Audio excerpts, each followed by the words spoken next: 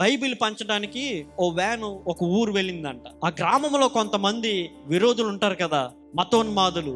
ఆ విరోధులు ఏం చేశారంటే, ఎక్కడ ఈ మాటలు ప్రకటించబడతాయో, ఎక్కడ సువార్త విని ఈ ప్రజలందరూ బాగుపడిపోతారో, ఎక్కడ ఈ యేసుక్రీస్తు ప్రభు వారు మాటలు విని వారి పాపాలన్నీ ఒప్పుకుంటారేమో అని భయపడి కొంతమంది మతోన్మాదులు ఆ వ్యాన్ని తగలబెట్టేశారు, ఆ వ్యాన్ని పగలగొట్టేశారు.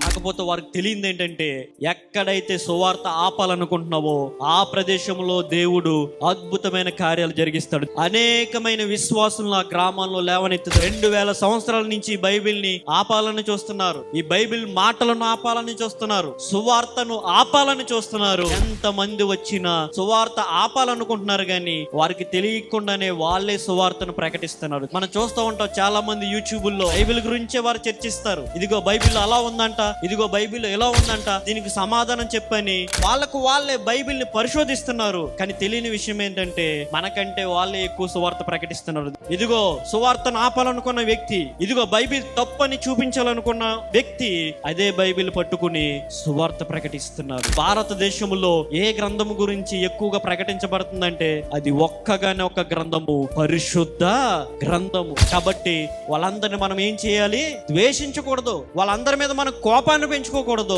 మనందరం వారిని ప్రేమించాలి.